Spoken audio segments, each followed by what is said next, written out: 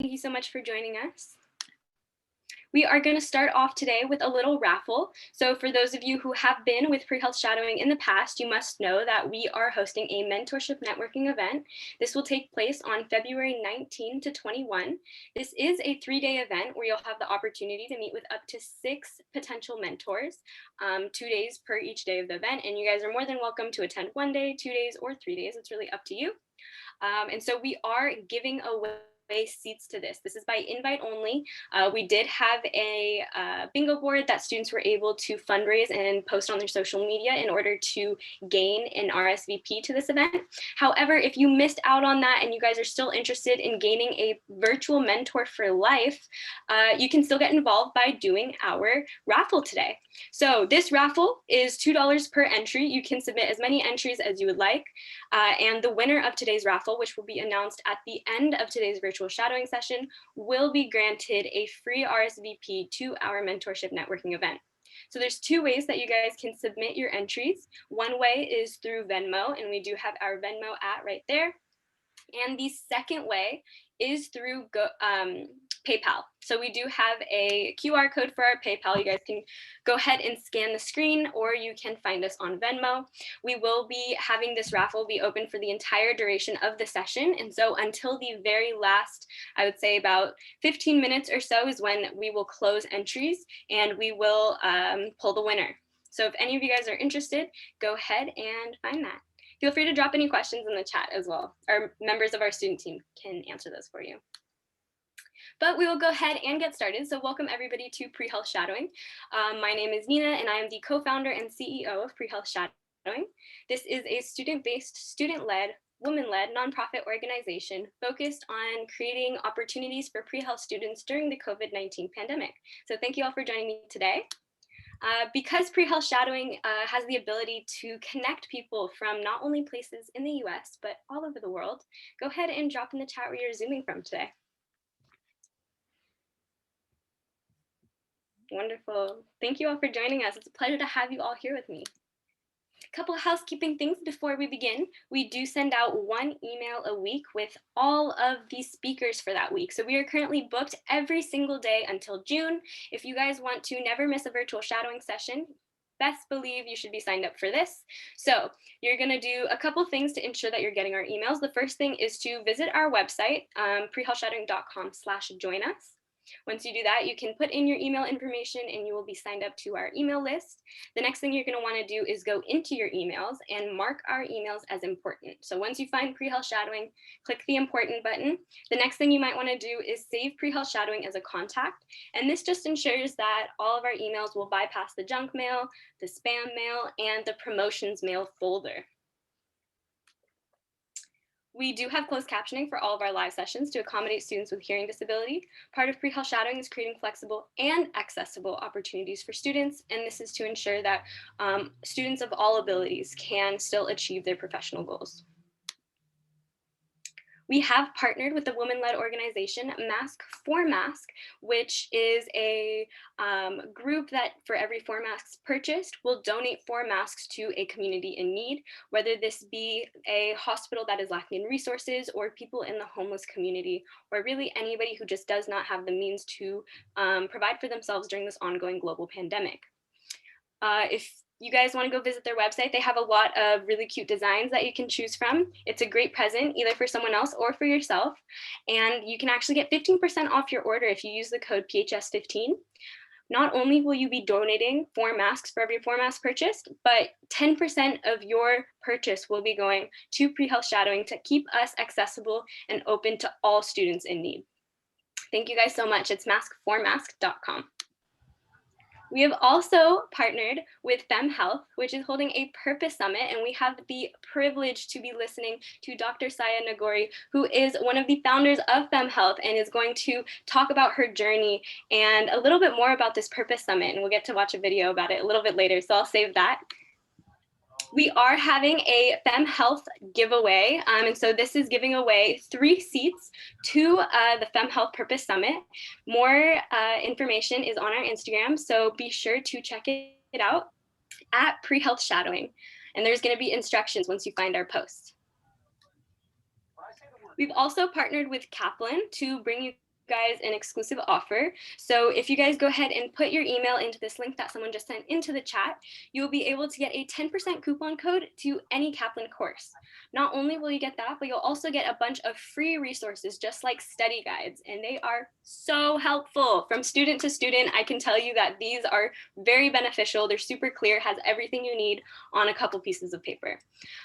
So we are giving away a course that is worth $2,500. This is a scholarship opportunity for you all, so be sure to be following us on Instagram, and we will be posting more information about this. If you are interested in getting published, we are taking submissions for any articles, reflections, reviews, and success stories to be published on our official website. This is great for any applications, CVs, resumes, LinkedIn profiles, where you can really showcase your voice and your passions.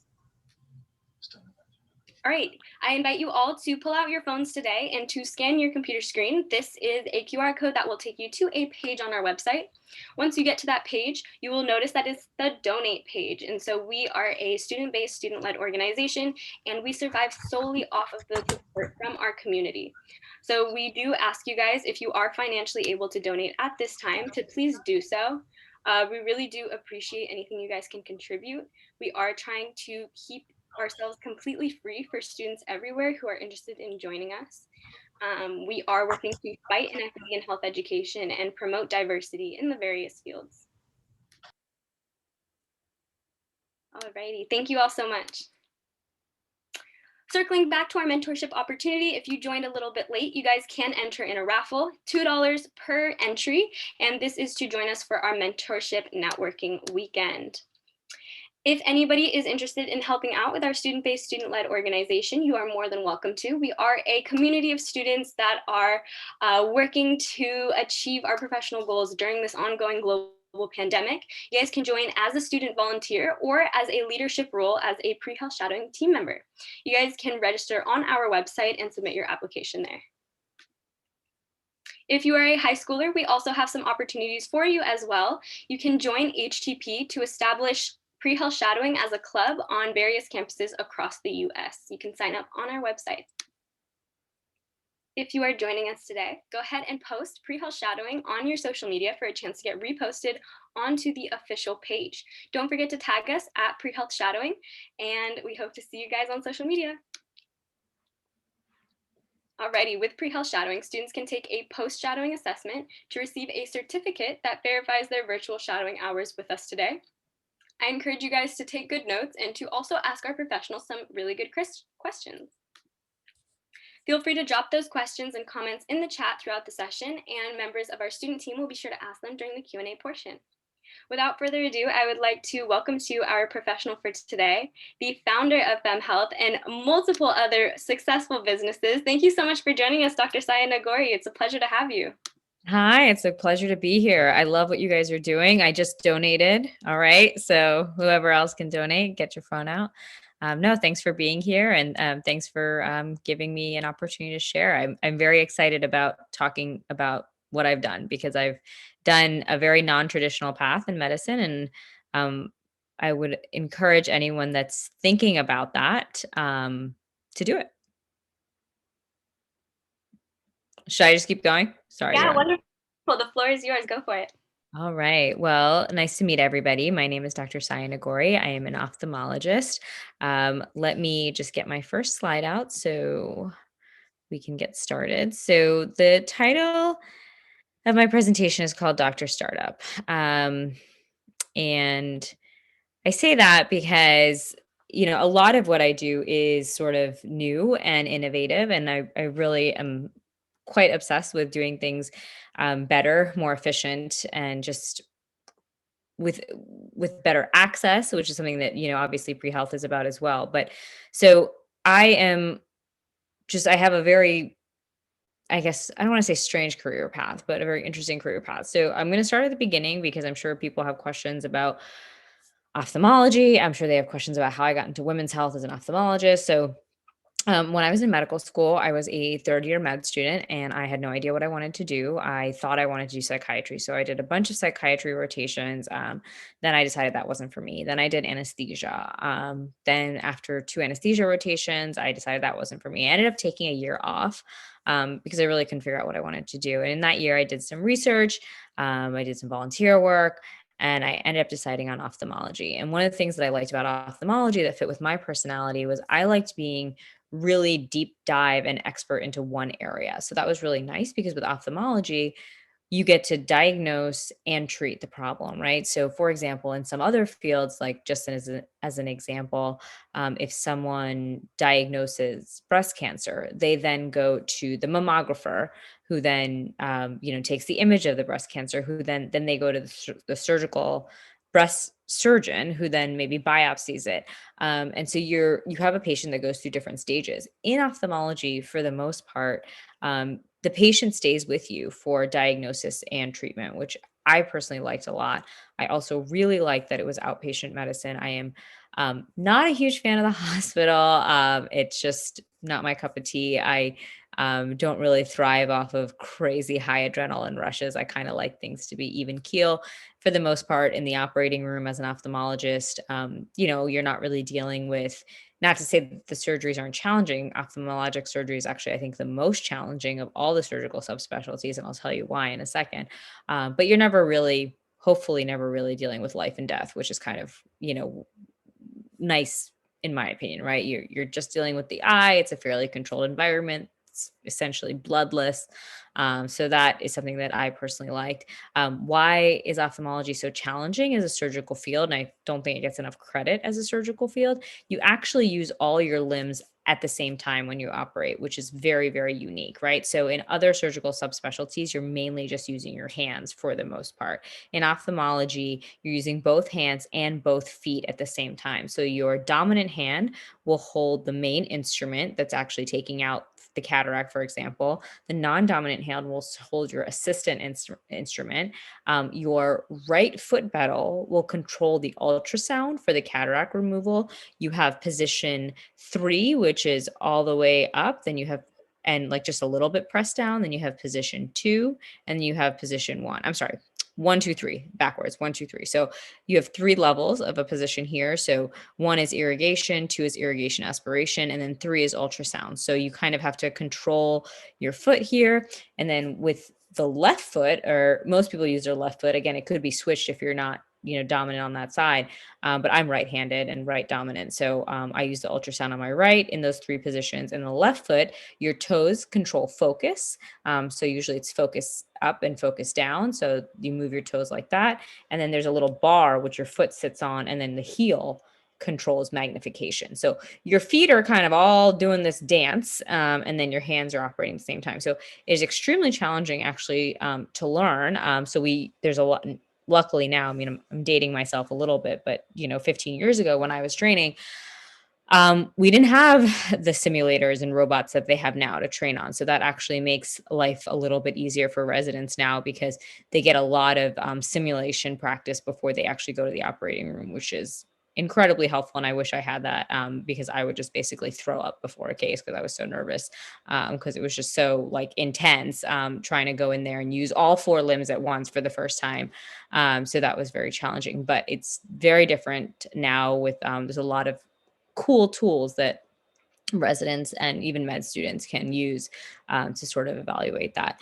So then after ophthalmology, I did a fellowship in glaucoma. I went out to Detroit. One of the reasons that I love glaucoma, well, I don't love it as a disease, but love being a glaucoma doctor, is that it's one of the fields in ophthalmology where you really establish a chronic relationship with your parents, not your parents, your patients. I hope you all have a chronic relationship with your parents as well, with your patients. And the one good thing about that is that, you know, in contrast to something like LASIK, which I'm sure you guys have all heard of LASIK, in contrast to something like LASIK, where the patient just comes to you that one time, and they may follow up with you a little bit, but for the most part, they'll come to you that one time, and then they'll get their eyes fixed, and then they'll be off in the wind for like many, many years, right? With glaucoma, because they have a chronic problem, they come see you every 4 months, every 6 months. And so for me personally, I really like enjoy long-term relationship with my patients. I know where they, I know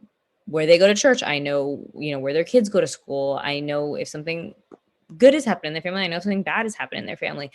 So for me, that is just like one of the really nice parts about being a doctor is just coming in and just hanging out with my patients, and really they're my friends, and they like, I know them very, very well. So that is why that's one of the reasons why I chose glaucoma. I also like the front part of the eye. The retina is all about the back part of the eye. That's not really where I wanted to be. I really like operating in the front part of the eye. Okay, so then after fellowship, I joined a private practice in New York. I decided at that point that medicine was inefficient. There were multiple inefficiencies that I was seeing, and I was like, I couldn't take it. I'm someone that when I see something, I need to change it, or I need to make it better, or I need to just, if someone presents me with a problem, I like to be the one to solve it. That's just my personality. I've always been that way. So I started trying to find ways to make medicine more efficient. So I'm going to go to my slide here and sort of go through a little bit of my journey. I'm actually going to come back to this one. So ophthalmology, I kind of already talked about that.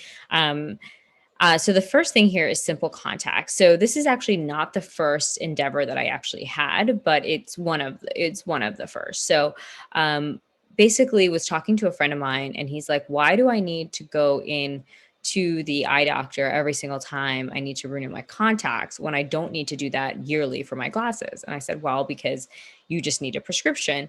And he's like, okay, but my prescription hasn't changed. So what we did is we actually did a survey, and we surveyed like 200 people who wore contacts, and realized that about 80% of patients year to year do not change their prescription for their contacts. So they're just renewing the same thing over and over and over again.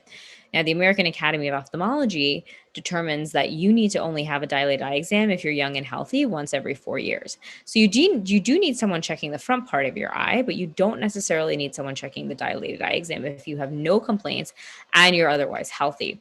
So I designed a telemedicine exam for patients to be able to renew their contacts remotely. So the telemedicine exam had 4 components. This was in 2015, so 6 years ago. It had 4 components. 2 were questionnaire, like a history, and 1 was a symptom questionnaire. And then 2 video uploads. 1 was a front part of the eye upload where they were looking right, left, up, and down with their contact lenses in. And then the other was a patent protected distance technology where the patient could actually move 10 feet away from the phone, and the phone would be able to detect how far they were. And when they were 10 feet away, it would flash a vision exam, and it would flash a prompt for them to actually cover one eye, read a line, cover the other eye, read a line. That would then get uploaded to me, and I would decide through telemedicine if I was going to renew their prescription or not. If we did end up renewing their prescription, we'd ship their contacts out to them. So that was my first startup. We started in 2015. Like I said, in 2016, we raised $2 million in seed funding from friends and family. We then went on to raise a Series A of about $8 million, and then a Series B of close to $20 million. We grew from a company of, it was 3 people at the time. It was myself and 2 of my colleagues, one CTO, Chief Technical Officer. I was a Chief Medical Officer, and a CEO. So the 3 of us would meet in the residence lounge of my then very small New York apartment, very close to Bellevue Hospital. And now we have a company of over 70 people. We used to have an office in Flatiron until COVID hit. Now we are 70 people working remotely, which is a whole other ball game in and of itself. And about 2.5 years ago, we looked at our patient population and the patients that we were already serving, and thought, what else can we offer these patients? And as a female physician, as someone who has had questions about female health and wellness my whole life, because I have had my own personal things with female health and wellness. I have had terrible PMS when I was younger. I mean, it's not as bad right now. I went through the process of egg freezing when I was single in New York. After I got married and had a child, I had difficulty breastfeeding. So I've had this gamut of women's health issues that I felt like have been underrepresented in this country, and probably in the world, but specifically in this country, since that's where we work. And we decided to expand our offering from simple contacts to make it simple health.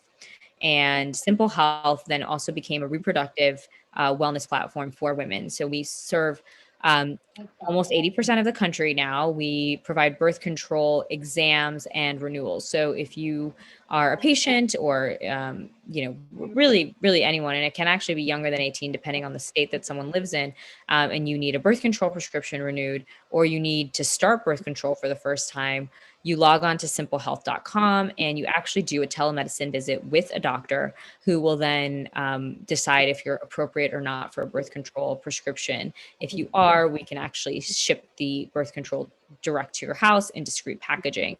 We also now do we also are providing herpes evaluation and treatment as well.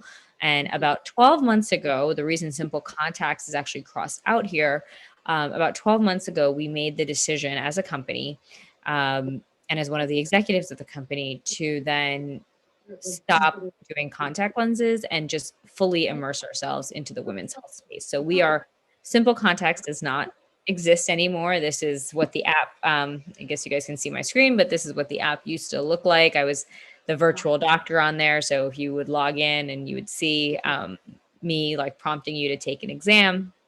And then on the right-hand side, you sort of see Simple Health here. And in addition to being the founding physician, I'm also VP of Medical Affairs there now. This bottom picture here is Vision MD, which is the other thing that I have. So I started my own private practice about 2.5 years ago in the DC area. So this is just a picture of me in my private practice. About 6 months ago, I hired my first doctor. So I am partially clinical. I do clinic a few days a week, and then I do Simple Health. And then I also have some other things which we're going to talk about, which I'm building right now. So Vision MD is my practice. And then FemHealth is a initiative that I started around 2 years ago when I started feeling that there weren't adequate resources there for women who getting a little bit of background noise. I'm not sure if everyone's muted or not, but sorry. Okay, great. So FemHealth is a platform for women and anyone who identifies as female or anyone who is female with their gender assigned at birth to get information that is backed in science and from a doctor. So our tagline is "For you from doctors." It's just super important to me that in this world of crazy misinformation, that young people and old people, actually, it doesn't really matter how old you are, can get great information that they can understand, that they can digest from a qualified professional. So while the internet is amazing in some ways because it can bring so many people together and it can provide a wealth of information, the sad part is we don't really know who to trust and who not to trust, right? Or well, maybe I know because I am a doctor, but I think the vast majority of people, they kind of trust who they follow, and that person, while they may have all the right intentions, may not be always sharing evidence-based medicine. We've seen this with the vaccine. We've seen this with the measles outbreak. We've seen this with so many things that have been happening in medicine, and why females specifically? Well, women's health has been largely underrepresented, and women are also the major caretakers of most families. So I think it's very important that we support women in their healthcare journey. So as part of FemHealth, I'm going to go ahead and show you guys the video of our summit. So as part of FemHealth, we actually have a huge community of ambassadors and volunteers who work with me directly to help to expand our reach and expand our program. If anybody is interested in volunteering, you can, I listed my Instagram up in my, it should be under my video. It's at dr.saya. Please reach out to me on Instagram. We're always looking for more ambassadors and volunteers. We currently have an ambassador network of almost 150 ambassadors across the country at different schools. If you're passionate about health equity and spreading just good quality information to women in your community, please reach out to me. We're always looking for people to volunteer. You can volunteer an hour a week to 5 hours a week to whatever you want to do. We do on occasion, rare occasion, have some paid opportunities we typically distribute these to our ambassador community or our Purpose Summit community first before we post on any job boards. So those are a little bit harder to come by because we do pretty much offer almost everything that we do to the community for almost no cost or very low cost. So I'm just going to show you a little bit about the Purpose Summit. This is meant for people that are intending to go into careers in healthcare. This was an ask from the ambassador community. They wanted me to sort of bring together a bunch of healthcare professionals to talk about their life and what they've done in medicine. So I'm going to go ahead and share that with you. Oops, not that. 1 second here. So I think you should be able to see everything. And if you have a vision, like you start with something, it never actually starts like that. It evolves like 700 times before you get to it. I don't. Sorry, did not start from the beginning. Let me try that. Can you guys still see or no? Nope. I don't know if I can.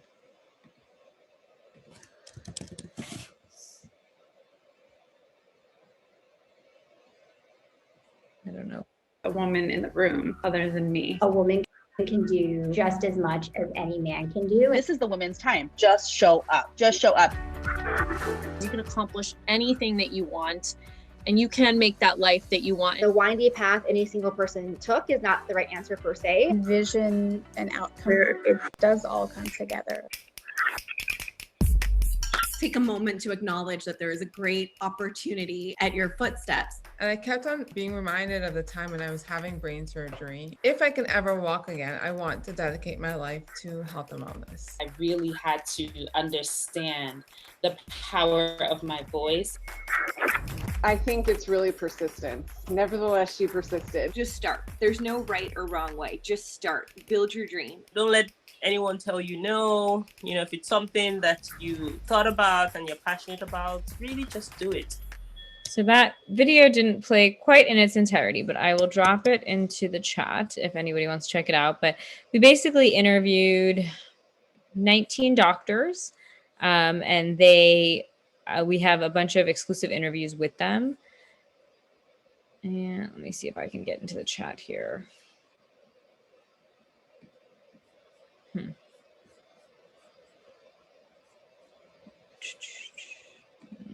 Here we go. All right, we're just going to drop it into the chat. There we go. So that is the video. You guys can check out that site later on. But let me keep going here because I want to be mindful. It's almost 8 o'clock, so I want to be mindful of everyone's time. So yes, the Purpose Summit is a year-long community. We have several doctors and several healthcare entrepreneurs that are going to come in. We've already recorded a bunch of interviews with them, so we have access to all those interviews. You actually have a workbook that you can work through. I think Pre-Health Shadowing has their own link, so you guys can go through that. Maybe Pre-Health Shadowing, do you guys want to maybe drop the link in as well? Because I know you guys have an affiliate link that it may be better if you guys drop that one into the chat instead. And what else was I going to say? Oh, and then it's a year-long community. So we have a bunch of live Q&As as well. So we have a live Q&A coming up February 20th, another one February 24th. One of our doctors actually got a deal with Mark Cuban at Shark Tank. So she's going to be talking about that. She's really awesome. She's great. Her company is called Ready Set Food. You may have actually seen her on Shark Tank if you're a Shark Tank junkie like I am. All right. So yes, please check it out if it is up your alley. I encourage you guys to register. Pre-Health Shadowing has a link. They can share that with you. two other things that I've done that I will talk about very quickly. I started an innovation conference for physicians and residents and med students as well. It started in 2019. We had 100 people come to the first conference. It was all about how do we innovate in medicine? How do we do more telemedicine, digital health? This was before COVID had hit. I was one of the only people actually doing telemedicine at the time. And then we had another conference scheduled for 2020. Unfortunately, it was scheduled for March 26th. We had 250 people registered. Unfortunately, we had to cancel that. So that was a little rough. We had to do a lot of operational refunds and just sort of last minute changes. So in lieu of that, in place of that, I have started a startup class. So I do an intro lecture once every 8 weeks, a completely free intro lecture. And then we actually have a formal business program for anyone that's actually interested in the business of healthcare.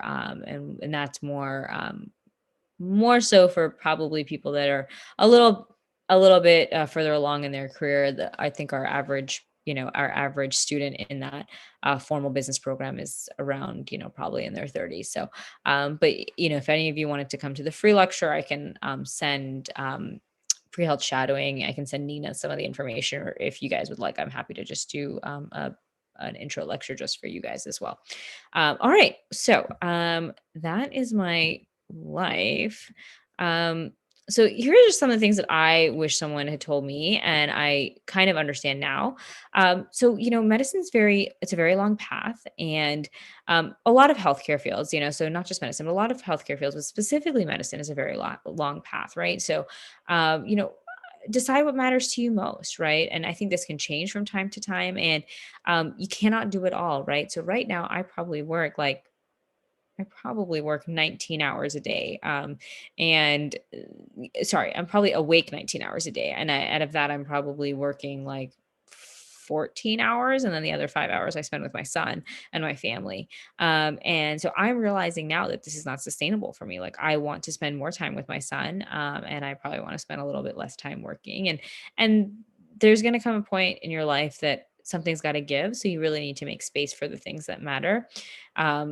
Sometimes you have to let go of the old to make space for the new. So about a year and a half ago, after almost 10 years of being a surgeon, I decided to stop operating. So I still do procedures in the office, and I still do small surgeries in the office, but I don't actually go to the operating room anymore in the hospital, or because I just, with all the other things that I'm doing, with all the consulting that I do, with being an executive at a company that's growing rapidly, that, may go public one day, I just don't have the bandwidth to keep doing everything. You have to make some choices. So, and remember that your personal life matters. I unfortunately got divorced during residency, and that was very hard. It was very challenging, and I was doing residency apart from my husband at the time. And I'm very grateful that I met someone else, and I have a wonderful, beautiful family life. And I have a son, and I'm so grateful that I was able to have that again. But it was not without hardship, and medicine can do that to a lot of couples and a lot of families. It can cause a lot of struggle. So remember that your career is not just about your career. Your career is also about making you happy. And if your career is not making you happy, then you should not be doing it, or you should adjust the way you're doing it, because that matters. Now, that's not to say that you're not going to have to work hard, right? Like, that's not to say that, oh, you should be so happy studying all the time. Like, no, studying's hard and it sucks and you have to do it. But I think that long term, if you're in something where beyond the grueling studying, it's not making you happy, then you need to reevaluate. And all those things matter. Your personal life matters. Your family matters. Being happy matters. So I think that we get so caught up in the grind of medicine that we forget about that sometimes. So remember that you're not supposed to be successful at all costs. You don't want to look back and think that you lost friendships because of it, or you were so competitive that you piss people off. Remember to be a good person, because that's really the integral part of being a doctor, is being human and being a good person and doing things for the right reason. So I think it is possible to have it all. I think you just have to make some choices. I left New York to be with my now husband, and I have a son, and we have this beautiful family. And I had to leave New York because he was here in the DC area, and that was hard for me because my whole life was there. My company was in New York, and I made it work. I made it so that my company was okay with having an executive that was 100% remote. Of course, now that doesn't matter because everyone's 100% remote, but 3 years ago when I made the decision to move, that was a tough conversation to have with investors who've invested $30 million into your company, and you tell them that you're leaving to go, work remotely. So I was lucky. I had very supportive people in my executive board, and my CEO and my co-founders were very supportive. But that was for me a non-negotiable. I did not, family was something that I always wanted. So I'm just being very real and very honest with you guys that, yeah, success is great. Um, but it's not really worth it if you can't share it with people, if you can't really have, just some semblance of relationships in your life that matter. It doesn't have to be a spouse or a child, but, any and relationships that are important to you need to be nurtured and cultivated also. So that's my spiel on personal life. And don't let it fall to the wayside. It doesn't mean you don't work hard. You have to work hard. And can't complain because medicine's tough. And I want to go back to the side. So just really quickly, I think being an entrepreneur is amazing. I think that if you can be your own boss, I think that you get a lot of freedom. It is risky, it is scary. You will have moments like for the first 2 years of building anything, you're not going to have income, or you may, but it's going to be really low.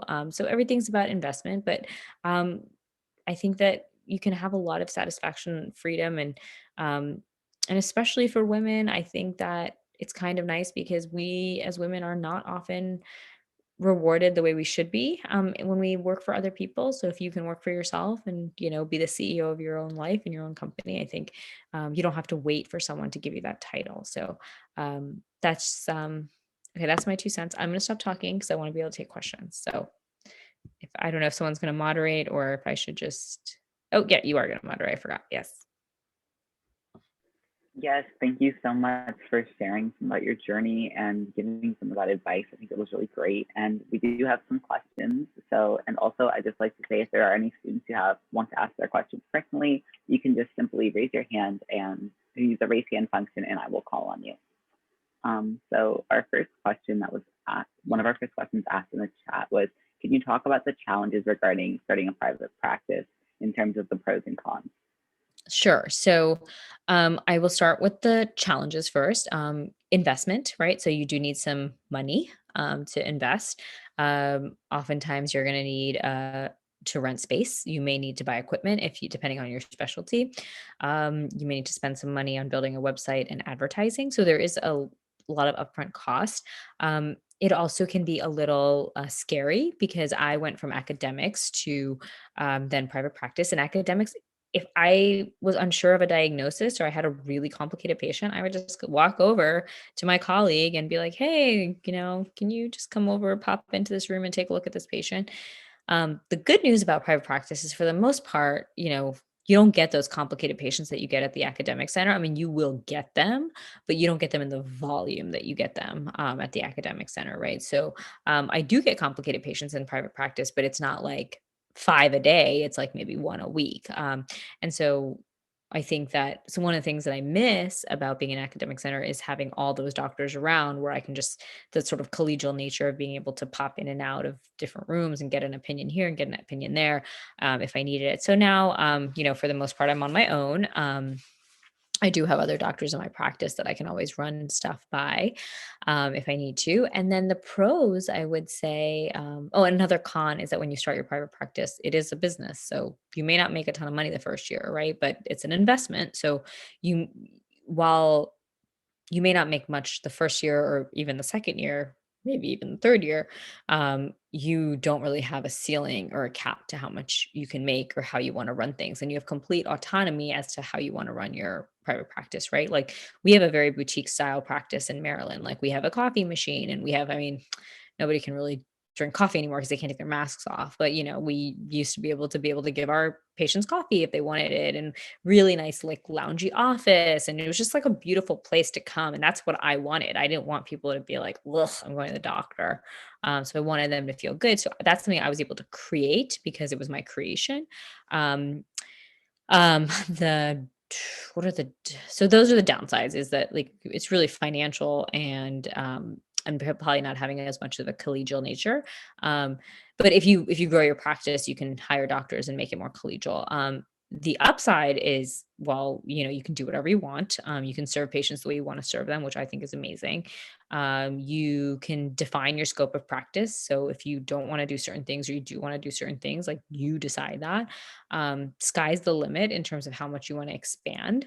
And then like things like, I already, my son's first birthday is coming up in April, and I already, took 3 days off, and I didn't have to ask anybody. I didn't have to like run it by anybody. I just took 3 days off because I want to be with him, even though he's one, he's not going to remember, and it's for me, not for him. I think just autonomy is huge. So yeah. Thank you so much for your answer. Catherine, would you like to go ahead and ask your question? I'm sorry, I think you're on mute. So I recently started like a social media page to promote like Latinos in health, and kind of like just like debunk myths. And I've realized like the main public doesn't really want to listen to a lot of details.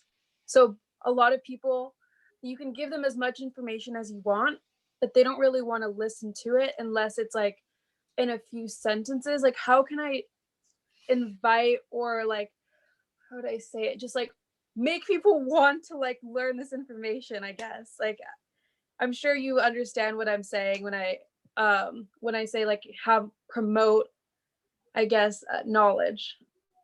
Yeah, it's a tough question, right? I think you have to meet people where they're at, right? So figure out what post is doing well, right? So if you have a post that did well, look into it. Why did it do well? What did you do right? Maybe video is the right way to go. Maybe maybe a is language a barrier? Is that like, could that be a possible issue if you're promoting primarily to Latinos? I speak, like if I do speak, it's in Spanglish, but it says remote both. But I know I know by listening to podcasts, I hear like a lot of doctors say that they're very anti dancing doctors, or like dancing students, just because you're supposed to be like something that people look to kind of like in a professional way. So I don't want to do that, even though I know it might get me more views. It's about getting the information across in a sense too, where just be like, this is what you need to pay attention to, because these are doctors, and these, because I'm not, but like the people who I invite, or like the people who, or like the websites that I look at, they're professional, not me, like in sense of I am, but they are. So I don't want to promote like the fact that there are misleading information, right? Like people just do a TikTok dance and then all of a sudden it's a fact, Yeah, I think it's hard because Instagram rewards beautiful photos, right? The algorithm. And when you're just putting facts and text out there, it's not going to be rewarded by Instagram. So I hear you on dancing doctors. I've done a few dances on TikTok. But I would say that I think it's a little harder because you're coming from a place where you may want to apply, and how you come across is probably more vital to you than it is for a lot of doctors we've already like, who's going to tell me not to do it, right? Like I do whatever I want. I just want to be my boss. I'm like, what are you going to do? You don't like that I danced? Oh well. You know what I mean? Like no one can, I mean, they can judge me, but there's no consequence. Like, as long as I'm not like being unprofessional where someone could like feel the need to report me to my board or something like that. But I mean, no one can really, they can laugh. But unfortunately or fortunately, this is how health information is communicated these days, right? Like this is what people need to be entertained, and maybe there's dancing doctors. But if you want to connect offline, you can DM me your page and I can take a look at it and see if I have any thoughts. It's kind of a little hard to say without seeing it. So I'm happy to take a look at that. But also, maybe if your goal is to get the healthcare information across, maybe it doesn't have to be on Instagram. Maybe it's going into the community. Maybe the people that need to hear what you're saying aren't on Instagram, right? Like there's tons of people that don't even use social media. And so how do you get to them, right? How do you get to those people who need to hear it, but they're not on Instagram or TikTok, right? Maybe they're somewhere else. So think about other avenues. I think we all get kind of, I don't want to say stuck on social, but like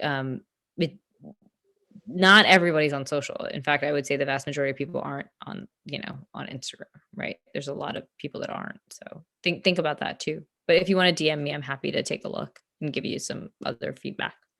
Okay, thank you. I appreciate it. You got it. Thank you. Thank you. Ala, would you like to ask your question?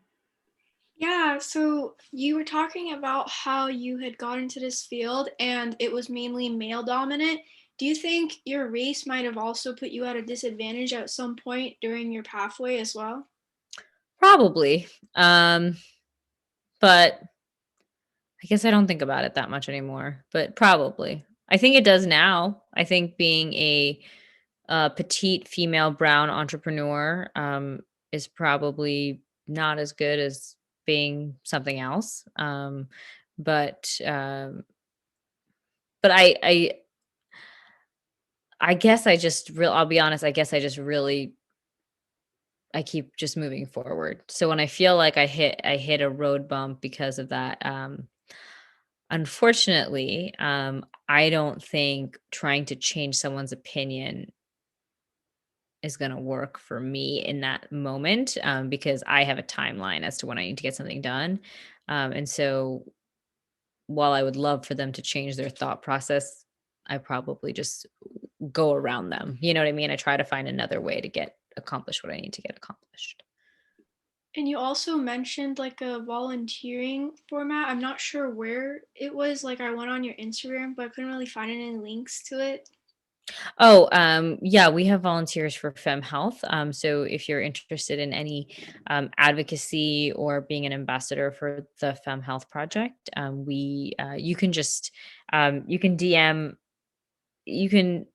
DM our Instagram, which is at FemHealth Project, and one of our ambassadors can onboard you to become a volunteer. And it's as as you want to. Like whenever you have time, we just ask that if you take on a project that don't take on more than you can handle, because if obviously we can distribute the work to other people if you can't handle it. But yeah, so the Instagram, I can actually put it in the chat. It's just at FemHealth Project if anybody else is interested. And it just depends on what area you're interested in, but we have everything from working on like media and content, like if you're interested in content creation or graphics, if you're interested in interviewing doctors, we have doctors as well that we have to reach out to get sort of some of the questions answered that we want answered from our community. We just brought someone on that helps with video content, someone who's really good at editing videos. We also have ambassadors that help us to spread awareness in their local campuses and community. We have ambassadors that work on outreach. So we have ambassadors across all different types of things. So it's just really about finding what our need is at the time and, what your interest is. Thank you. Thank you very much. Lena, would you like to go ahead and ask your question? Hi, I'm also interested in volunteering, and I was just wondering if there's an age limit or anything like that, because I'm currently a high schooler. So yeah. No, you can. We have a couple high schoolers that volunteer with us. Thank you. Thank you. Zoe, would you like to go ahead and answer your question or ask your question? I'm sorry. Oh, you're on mute. Hi, I just wanted to ask a couple of questions. So I'm very curious to understand how did you sort of kind of go the entrepreneurial route? Because like I'm not really sure what your educational background is. Like, did you get an MBA? Like, because a lot of the like I guess the work that you've done is very, like very business heavy. So I was just curious, like, how did you get the experience?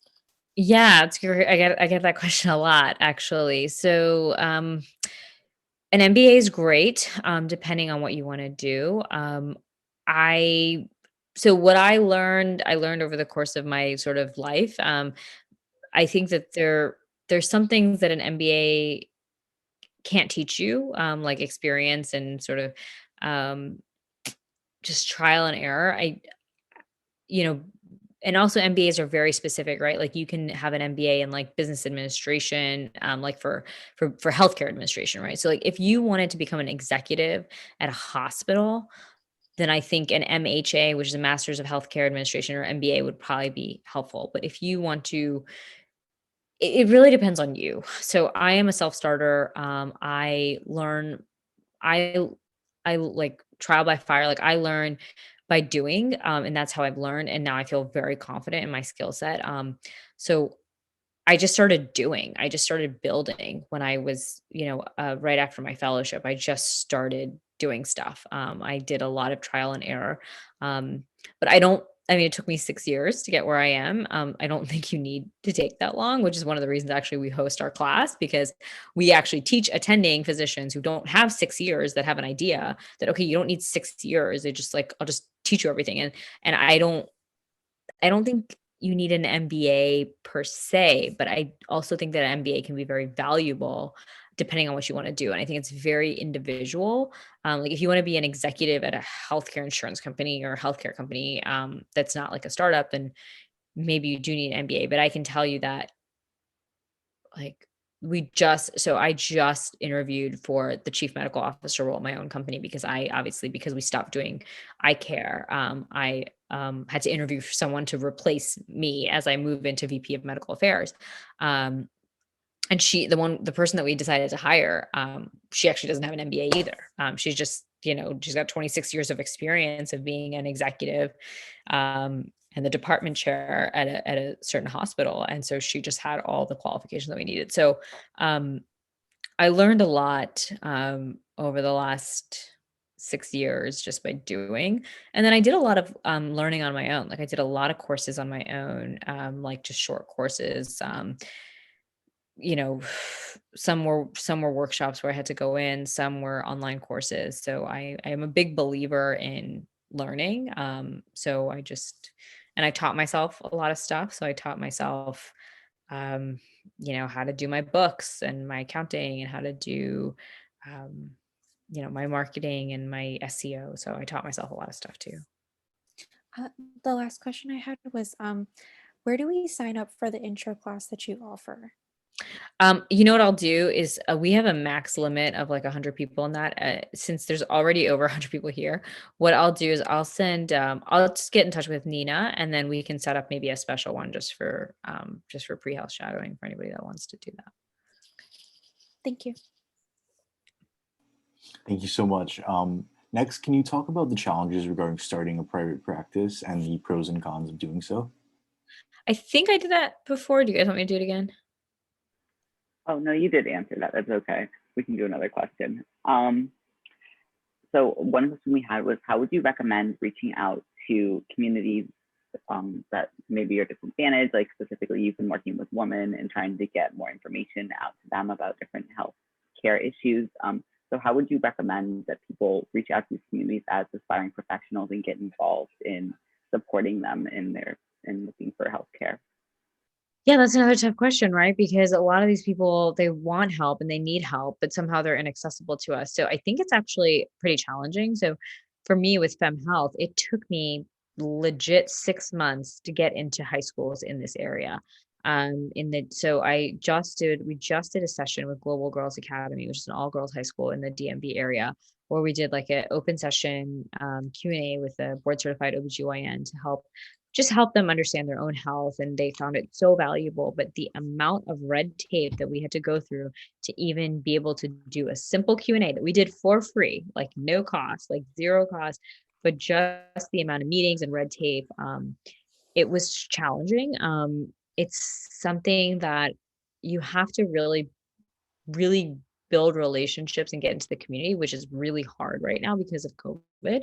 Um, so having a connection, and building that relationship and building that path. So I would be laser focused. So if you say, hey, I want to get into the church community in this city, or I want to get into, I want to do work for the homeless shelters in this city, you need to get a champion in one of those places. So maybe you connect with one homeless shelter and connect with the person there, and then understand what they need, because what you think they need is maybe not what they need, right? So understand how you can meet them where they are. So today I had a meeting, because I'm an advisor for a company, and we do dollars included, like frame and the actual prescription lenses for under $20, and you actually get them on the day of your visit. And so we had a meeting today with healthcare for the homeless, in Baltimore, and we spent just an hour understanding what they need, right? Like I wasn't pushing my thought of what I think they need onto them, which is, okay, you obviously need glasses, or that's what you need. But listening to them and understanding, like, what are the patient's problems here? Like, why are they coming in? How many years has it been since their last eye exam? Do they have other comorbidities? What do we do about that if they come in for a glasses exam and then we find, horrible eye disease? Like, what's the follow-up there? What's the recourse? So really getting in there, and it takes time. I mean, that's the most challenging part, is it really takes time. So starting projects is not always just like, boom, let's get started. Sometimes it's like that. But when you're talking about working with other people and serving other people, you have to just build a relationship, find a champion that can help you build a relationship that believes in what you're trying to do, understand what their needs are, and see if actually what you're trying to do can actually meet their needs, and then start sort of building out a plan from there. Thank you. That was really insightful feedback. And I think you're right. It is important to not only, because we don't necessarily know where these people are coming from and why they have distrust in medicine or whatever it is.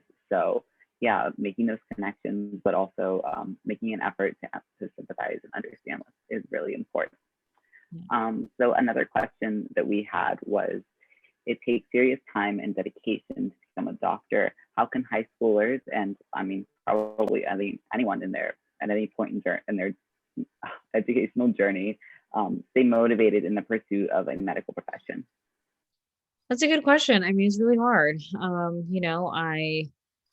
I did a program, so I got into med school from high school, and I worked really hard. I studied really hard in high school. I took like every AP class known to man, and I got in when I was in my senior year of high school, and then in college, I spent a lot of time exploring other things, and the requirement for me to actually get into med school, even though I was already in, was I had to take the MCAT and get a minimum score.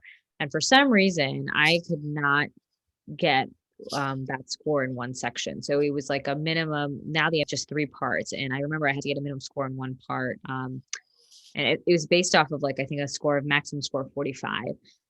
So I kept meeting the overall minimum, but this one section, I think it was, God, I don't know what section it was now, but it was one section that was just tripping me out. So I ended up taking the MCAT 3 times, even though I was in already. Like, it was just so frustrating. But I think if I could give my old self advice, I would say multiple forms of getting the same information. Okay. So like, I realized that I am just not a great reader. I like to listen. I like to discuss. I like to hear things. So if I could do it again, I would have had identify how you learn. I think that's the most important part, is like, what kind of learner are you? Do you prefer to just go and read on your own and learn it on your own? Or do you want to have a study partner that you guys talk about subjects together and you explain diseases to each other, right? I think that would have worked so well for me if I had just had a partner that I would have just explained a disease to, and then they would have explained a disease to me, and then we could have talked about the treatment and why it makes sense. Like, that's,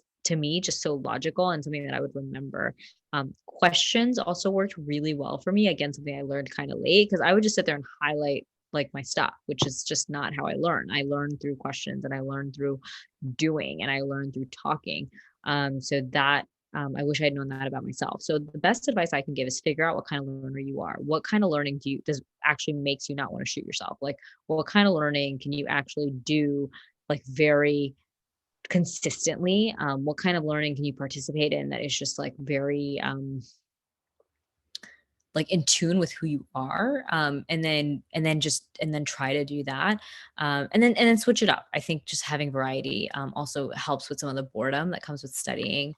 And now you guys have YouTube. Oh my god, I wish I had YouTube when I was like studying. But there's like, you can, if you don't understand something, go on YouTube. Like, I mean, hopefully they're actually explaining it right and it's not like misinformation. But go on YouTube, do questions. There's so many sources out there now. So um really try to understand it, because the more you understand, the less you have to memorize. Sorry, that was kind of long-winded. Thank you so much for the explanation. The next question is, can you talk about your most memorable case? Oh, wow. So my most memorable case was actually a surgical case, and I was a fellow at the time, and I was teaching a resident how to operate. And we had a patient who had Parkinson's, and I was told by my superior to do the case under local. And when we got into the operating room, this patient was shaking like crazy, and um, I asked anesthesia, I don't know if this is going to be possible under local. Maybe we should do this under general because he's shaking so much. And unfortunately, I was not able to really stand up for what I thought was the right thing to do. And so we did not do it under general, which we 100% should have, because that was a very, very tough surgery. Um, and we had a couple complications. Thankfully, the patient did well. But my biggest learning point from that was go with your gut and always err on the side of caution. And I just was too young of a surgeon, and I was listening to my, and the funny thing is, when I came out of that surgery, you know, completely soaked in sweat because I was just so, just scarred by it. And I talked to my boss afterwards, and I was like, listen, I know you told us to do it under local, but we ended up switching to general halfway through the case because he was moving so much. It was really hard to, it's very hard to operate on a moving target. Um, and patient had Parkinson's. He's like, oh yeah, I mean, I just suggested that you do it under local. You could do it under general. And I'm sitting there like in my head like, oh my god, I'm so stupid. Like I thought that this was like, like sometimes when someone's not in the room with you and you're the doctor and you're the person making the decision, go with what you think is right, because when no one else is in the room and you're in the room and you're the one who's doing the case, um of course, take other people's opinions into consideration, especially people that you respect. But at the end of the day, you're the one who's responsible for their care. And that case stuck with me forever, because now whenever I'm in any situation where like I will get a second opinion, and someone else who's giving me a second opinion will be like, oh, I don't know, it doesn't sound that serious. Maybe you don't need to send them to ER. But in my gut, if I am feeling like, I don't know, I feel like this patient needs to go to the ER, just send him to the ER. Like err on the side of caution. Like you are responsible for someone's, health and life. Um, so just learn how to stick up for yourself, because I think sometimes that can happen in medicine where, people are very like, oh, you can do this. It's no big deal. Do it under local. And you know there's no ego in medicine. To just do what's right, even if it means everyone's going to be a little annoyed with you because now the case is going to take longer and they have to switch from local to general and the next patient's going to be a little late. But it's not worth it. It's just remember that your ultimate duty is to the patient. If you have your ego will always get over it. What your ego will not get over is you making a stupid decision based off of someone else's opinion of, whatever. So so thankfully that patient ended up doing fine. We just were very, very hands-on with his postoperative care. But if he was under general, he wouldn't have been moving. And it's not like he chose to move. He has Parkinson's, for crying out loud, right? So it was a tough case. I was very young in my career, and now I just stop. I'm just like, no, I'm not doing this. Like, you gotta put him under, or this is, no, we can't do this here in the office. Sometimes I do a lot of in-office procedures, and sometimes I'm just like, no, we can't do this. Like, this is, you're not able to stay still. If you can't stay still, we need to take the operating room.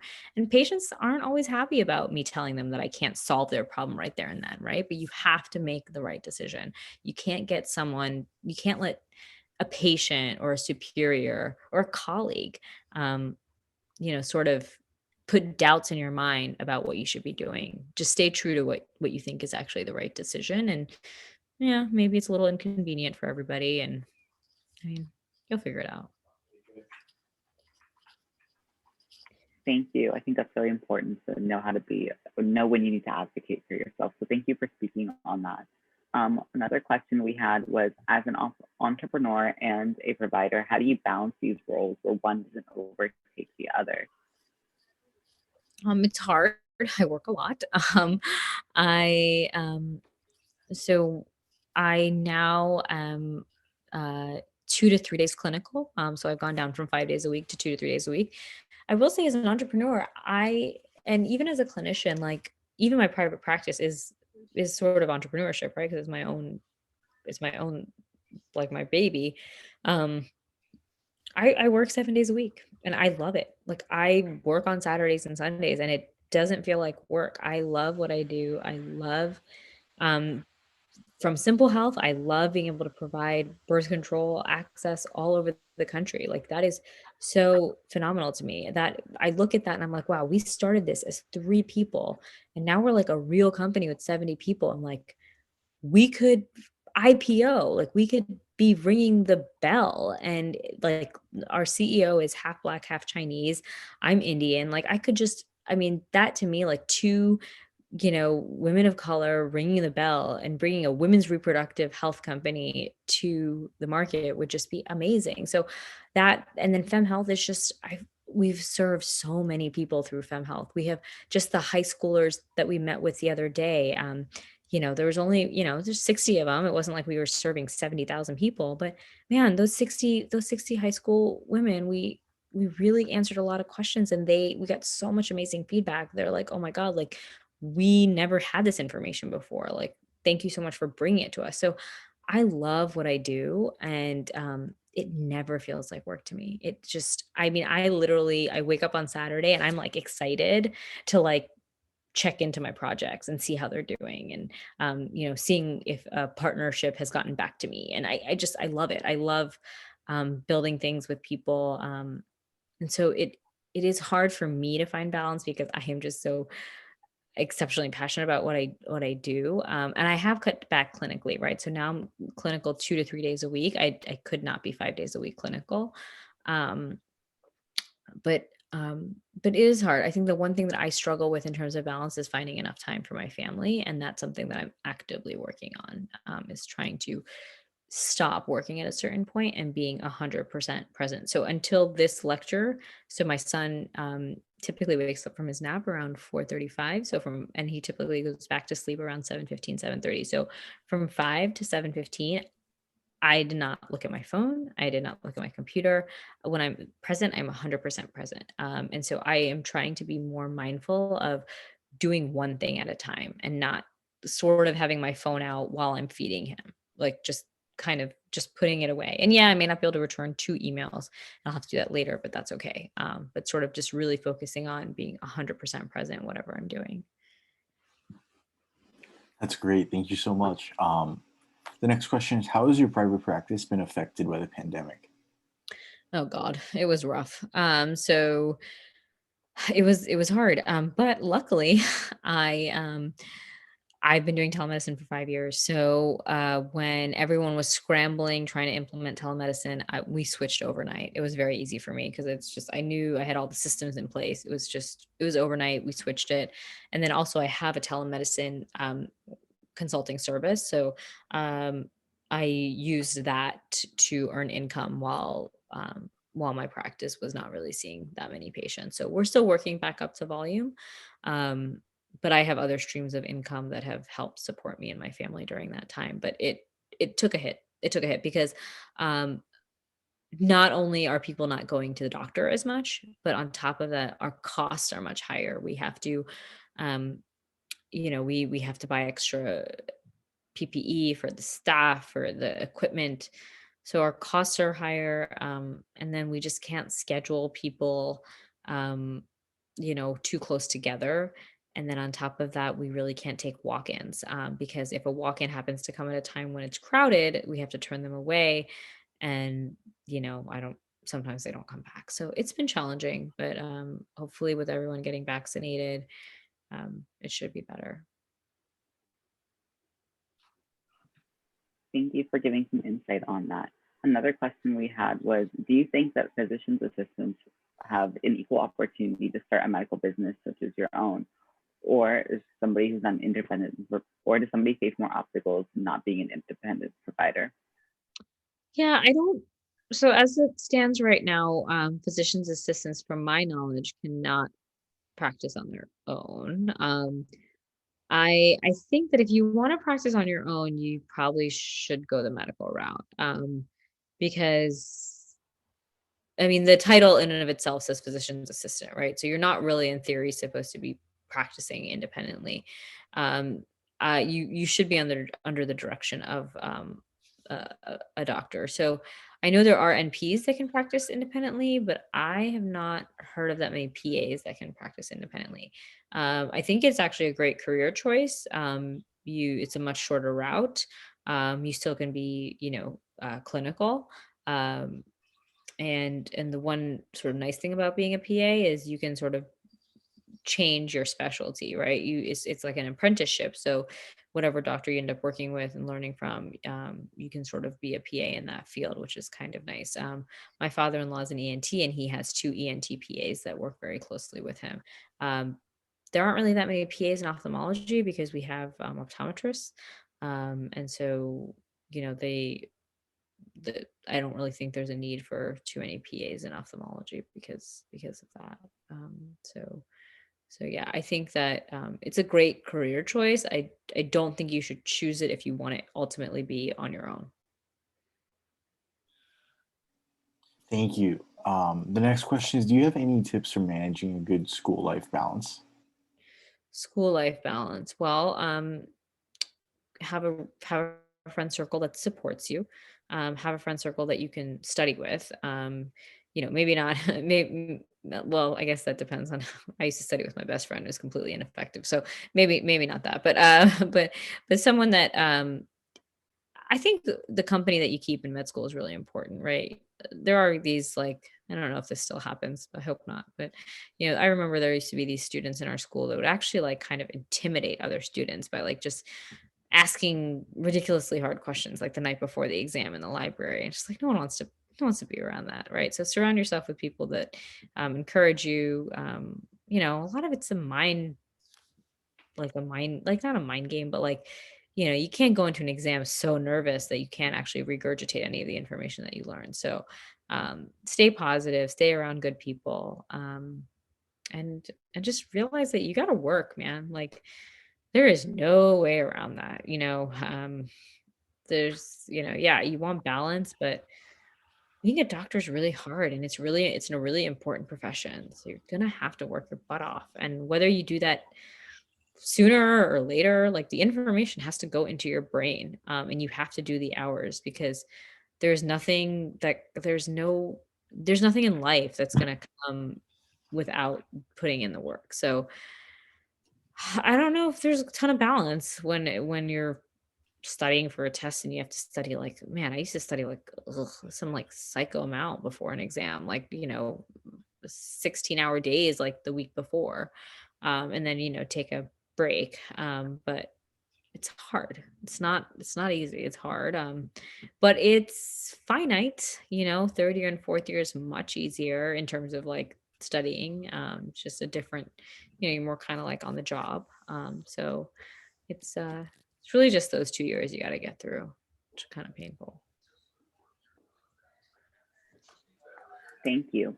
Kind of along that same line, we had some people wondering, do you believe that the process for becoming a medical professional should be changed? I don't know. What do you mean? What part of it? I guess maybe some of maybe the application process to med school, maybe just the stigma in the around med school and why and just the way it's done in the US.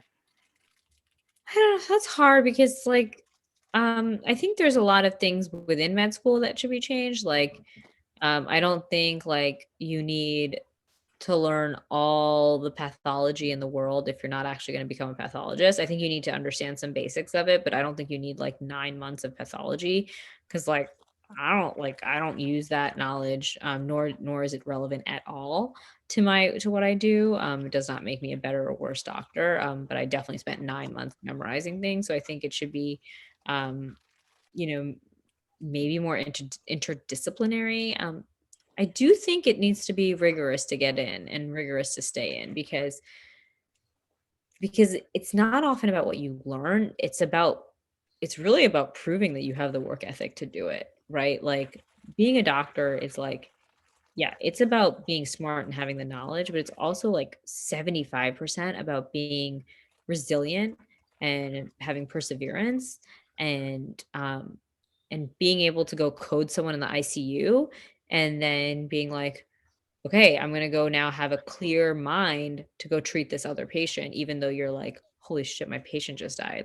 That sucks. And, just having that ability to take on a lot. And I think that's what they're really, I mean, whether they intend to or not, I think that's what people are testing when they put you through this rigorous curriculum. It's to be able to handle all these things at the same time.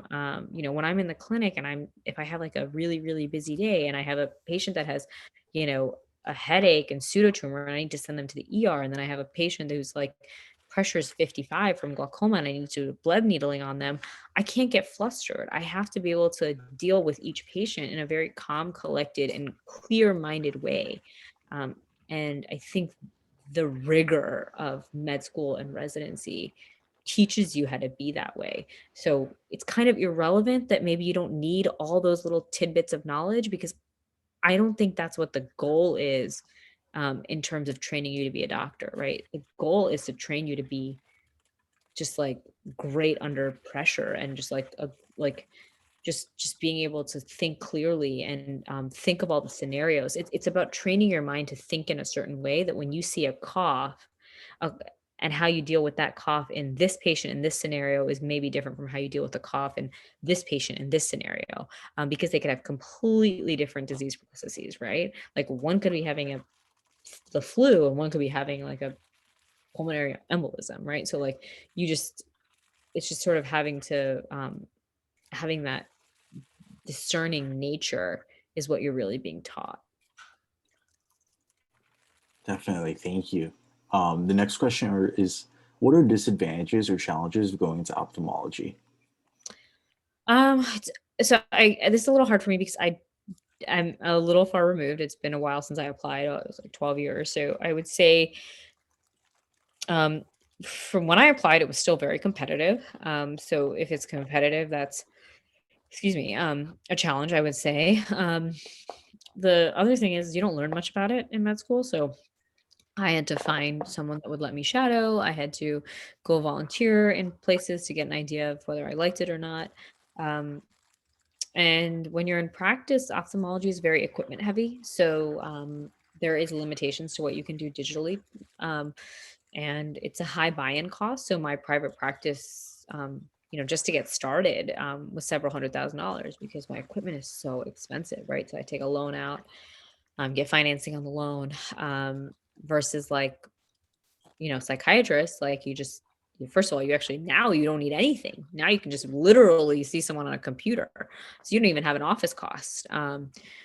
So I think that's, one of the challenge, a few of the challenges. Thank you. Another question we had was, Do you have any advice for people who are applying to get into med school, and specifically like what you would recommend people work on to be competitive applicants? Yeah, I would say, well, obviously you can't get around grades and scores, right? Like you just gotta have some basic minimum of grades and scores. But if you if you don't have that, then I would strongly suggest, depending on what those scores and grades are, and sort of looking around to see what your peers and sort of the averages for what people are getting in. Maybe you need to do a post back, maybe you need to do some additional training, maybe you need to show that you do have the ability to sit down and study for 16 hours and get a good grade. Because what people don't want is they don't want to admit you to their med school and then you don't pass the boards, right? Because that looks bad on their own sort of ranking or whatever, their med school ranking. So they want to make sure that whoever they let in can actually get through and become a doctor, because it is so rigorous. One of the ways to distinguish yourself is not just to do don't just do stuff to do it, right? Like, do one or two things and really put your heart into it. And really, like, if you find things to be meaningful, like, do it, like, really, really do it. Don't just volunteer at the hospital because you want to because everyone else is. Like, if you want to, if you're really passionate about women's health, then get into women's health. Like, make a difference. Like, do something. Find ways to be passionate about what you are interested in, and I think that will set you apart. And if volunteering at the hospital is what you're passionate about, then great, do that. But like, what else can you do? Like, what else can you do in the hospital? Like, are you just gonna do that, or is there some other level that you can sort of get to? But I guess just immerse yourself is what I'm saying, is that if you're something you really are interested in and passionate about, rather than doing like 10 things, maybe choose 2 or 3 things and really do them. And maybe one of them isn't related to medicine. Maybe one of them is like, I don't know, playing the violin, and maybe you can merge that with medicine by playing the violin at the hospital. I don't know. I'm just kind of like sort of brainstorming here, but I don't think everyone has to be the same. I think people like diversity and people that are unique and creative, because I think it brings an element to a physician that is special. Wonderful. Thank you so much for joining us again, Dr. Saya Nagori. It was a pleasure to have you joining us today. For all of my students, if you guys are interested in taking the post-shadowing assessment and getting your certificate for joining us today, I do have a short presentation for you. So just in light of all of the amazing things that you guys have heard today, what inspired you to join us? What was the favorite part of today's session that really resonated with you? And what are some 3 key takeaways from today's talk that you are going to implement into your life? And so these are all really important reflection questions, as you guys will be writing a personal statement soon for a variety of programs that you're looking to apply to. So this is basically like taking a snapshot of how you're feeling right now and the things that you've learned and your initial reaction. Of course, you guys do not have to turn this into us. However, if you are interested in getting published on the official Pre-Health Shadowing website, you guys can send this in prehealthshadowing.com/blog-submissions. You can send in your reflection from today's virtual shadowing session. You guys can also submit articles, reviews, and success stories. Alrighty, so we will be announcing the winner of today's raffle at the very end today. So if you guys have not yet sent in your raffle submission and you still would like to participate in our mentorship networking event, feel free to Venmo us $2 for each entry at Pre-Health Shadowing, or you can also PayPal us at Pre-Health Shadowing. Alrighty, so we are a student-based, student-led organization, and we are taking applications for students to join our student team. This is a 100% remote opportunity where you get the chance to meet with like-minded students and professionals that you can network with. You gain leadership opportunities by potentially making your own projects and monitoring other projects that are happening. You can get involved in a variety of different fields, whether it be advertising and marketing, PR, grant writing and grant searching, donor outreach, partnerships, anything of the such. And so you guys can add this to your application. You can apply on our website. Of course, we know that you guys are all pre-health students and time is not something that we just have laying around. So if you guys are looking to get involved, but you don't have a lot of time right now, no worries. We do have opportunities for volunteers where you can can really pick your own schedule. We do have asynchronous opportunities, and so if the only time you guys can help us out is at 2 in the morning, feel free to jump in at 2 o'clock in the morning. We are more than welcome to have you help us out whenever you are available. We also do have hands-on volunteering hours where you can work on specific projects.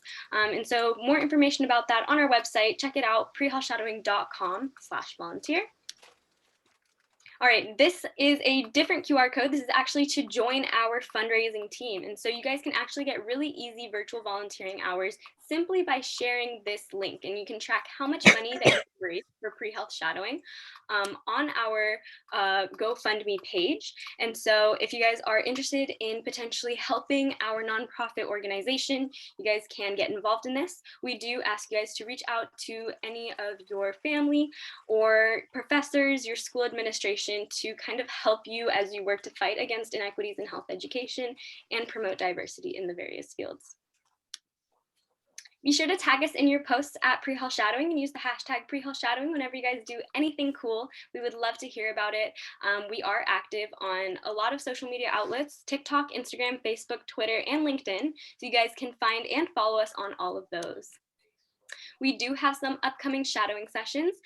You can sign up on our website, prehealthshadowing.com/sessions. Alrighty, and then to get the certificate that verifies your virtual shadowing hours with us today, you're going to go to our website and find Dr. Nagori's page. Once you find that page, you're going to click free, take this course, and it's going to lead you to the post-shadowing assessment, where you will have 2 tries and 30 minutes to get over a 70% on the post-shadowing assessment. Once you do so, you're going to click Finish Course.